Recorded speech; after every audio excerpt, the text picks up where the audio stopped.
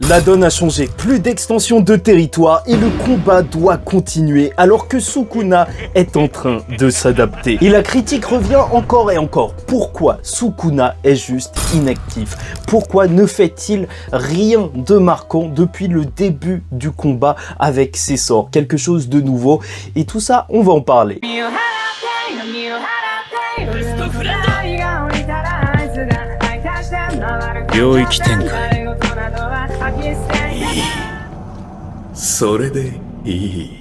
Mesdames et messieurs, ici Chage et on se retrouve aujourd'hui pour la review du chapitre 231 de Jujutsu Kaisen, la bataille du No Man's Land de Shinjuku infesté de fléaux, partie 9, et donc le chapitre qui lance le second round, la seconde partie de cet affrontement, et bien sûr on va parler de l'inaction de Sukuna. Mais juste avant ça, avant tout, essayez de deviner le sponsor qui m'aide à payer les factures. Voilà, vous avez quelques secondes.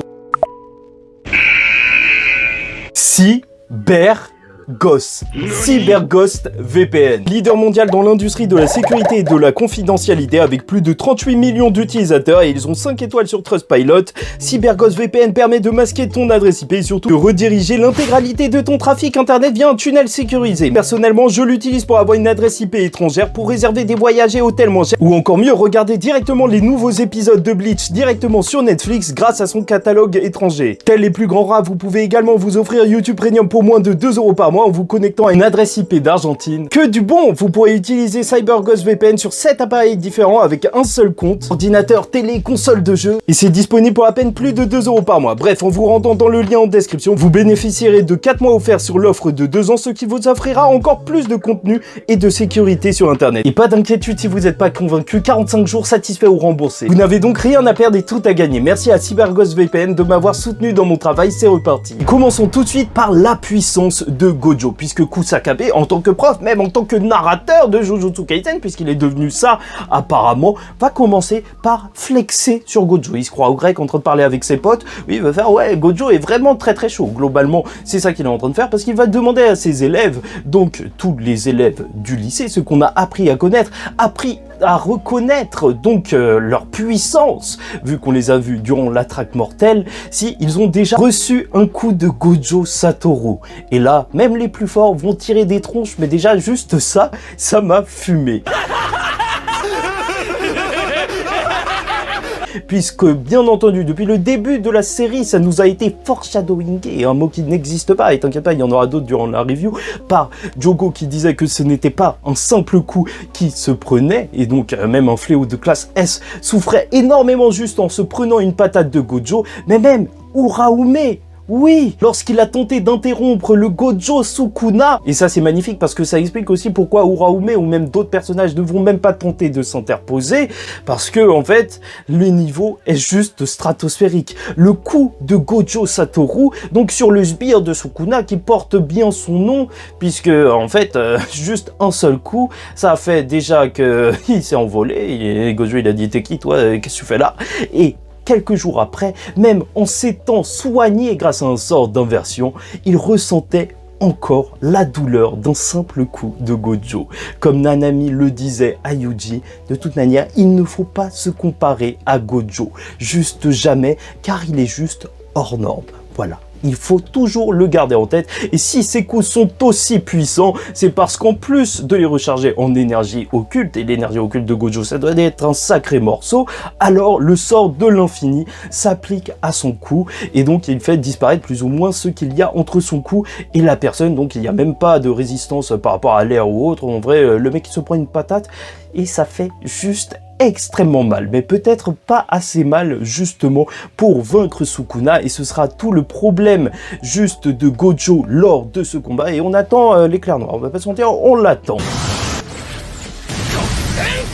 Donc parlons-en. Le tabassage en beauté de Sukuna et la problématique de Gojo. Parce que malgré tout ça, Kusakabe ne sait pas ce que Gojo va faire. Et c'est là, on a le droit. Alors que justement, c'est ça qui fait la force de Jujutsu Kaisen. C'est le rythme qu'impose Gege Akutami avec voilà beaucoup de parlotte. Et directement, ça fight, mais ça fight pas doucement. Ça part dans tous les sens avec une double page qui est broliesque. Oui, je viens d'inventer encore une fois un mot. Mais parce qu'il est en train d'attraper la tête de Sukuna et le fait voler sur des immeubles. C'est juste monstrueux. Et c'est ça le roi des fléaux. C'est bien lui, Fraud Kuna. Quelle humiliation! Et d'ailleurs, je veux revenir sur ça parce que j'ai encore beaucoup de commentaires sur des personnes qui me disent que Sukuna se retient, qu'il ne se bat pas sérieusement parce qu'il est en train de sourire. Bon là, il faut arrêter. C'est quoi ces commentaires là? Gojo aussi, il sourit depuis le début du combat. C'est juste parce qu'ils sont en train de kiffer le combat. Mais crois-moi, si Sukuna pouvait, alors il ne se mettrait pas dans ces positions. Tu crois que c'est un comique, Sukuna? Tu crois qu'il va te raconter une blague? Non, pas du tout. Il n'aime pas se faire humilier.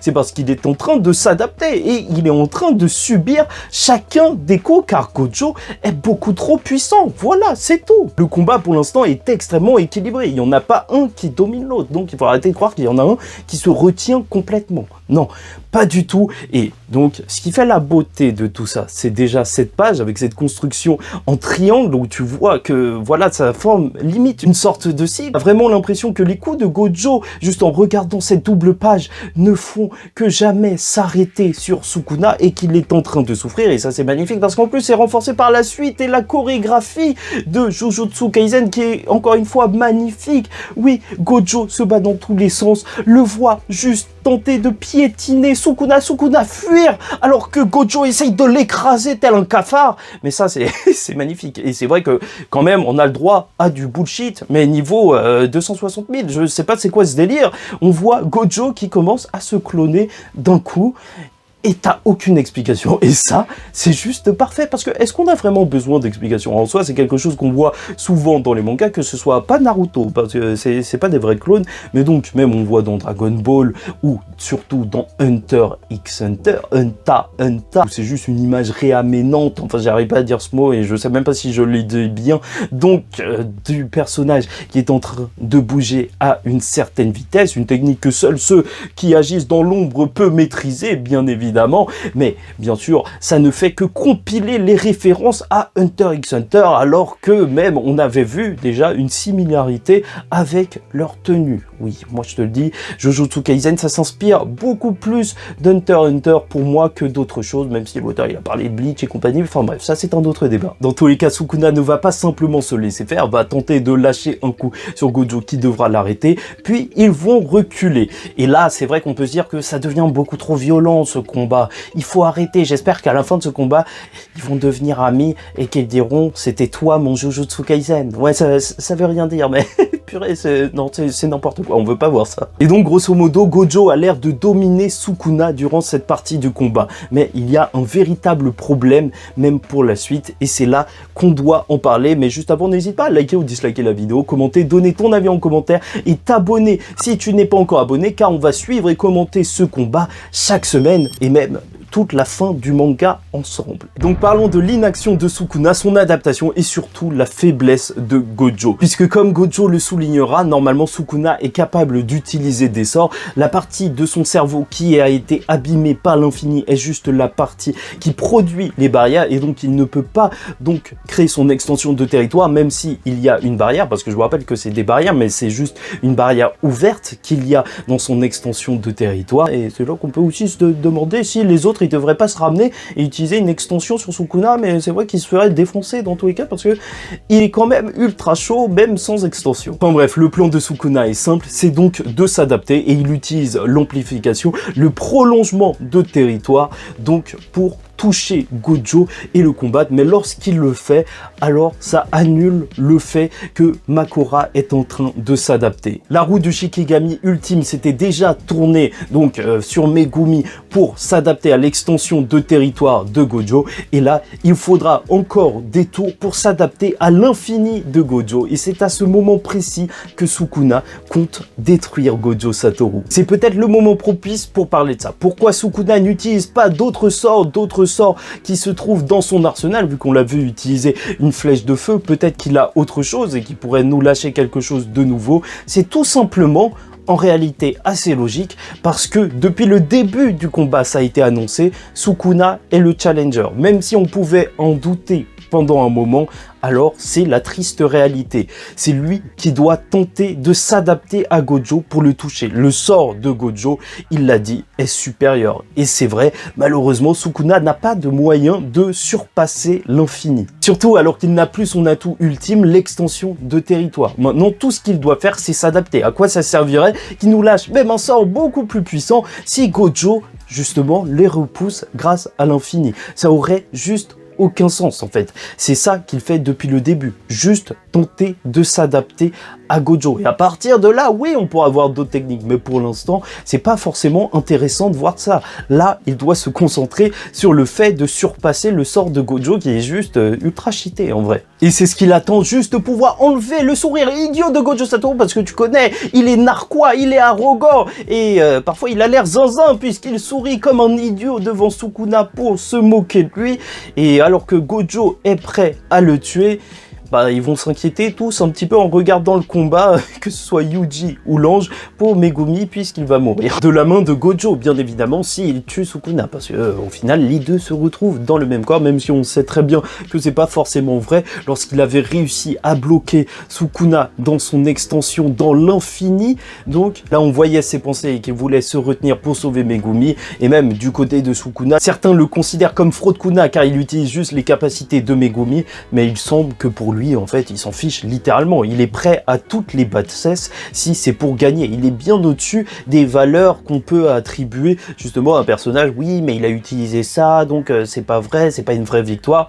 Dans tous les cas, pour lui, une victoire est une victoire. Il s'est protégé de l'ange en faisant semblant d'être Megumi, en l'attirant et en la mangeant. C'était encore une fois une page ultra traumatisante. Donc, je ne doute pas du fait qu'il pourrait faire bien plus qu'utiliser Megumi en tant que bouclier humain pour l'infini. Ouais, ça peut aller encore plus loin. Ce mec est mauvais. Encore une fois, le roi du mal. Et parce que le plus mauvais dans tout ça est Gege Akutami, le chapitre va se terminer par une pique random, une balle perdue sur Megumi avec un Kashimo qui va juste dire « Ouais, c'est pas grave s'il meurt. » Voilà, comme ça, ok. On y est. Ouais, le monde est méchant. Ça fait plaisir qu'il soit devenu un fan de Gojo. Avant de terminer la vidéo, n'oubliez pas de cliquer sur le lien en description pour avoir la réduction spéciale pour les abonnés de la chaîne pour CyberGhost VPN. Mais bref, globalement, le chapitre 231 de Jujutsu Kaisen définit les règles du second round de l'affrontement des plus forts. Plus d'extension de territoire et surtout un Gojo qui semble dominer le combat au corps à corps. Mais bien qu'il soit surpuissant, Sukuna est en train de s'adapter. Depuis le début, c'est ce qu'il aura fait, encore et encore s'adapter. Le second round est donc une course contre la montre. 3 tours de roue de Mahoraga signeront la fin de Gojo. Et il n'y a donc plus d'échappatoire pour le plus fort. Ryomen Sukuna doit être battu à mort. Lui va tenter de survivre à Gojo Satoru. Et tout ça car chacun tentera de prouver qu'il est le plus fort. My best friend!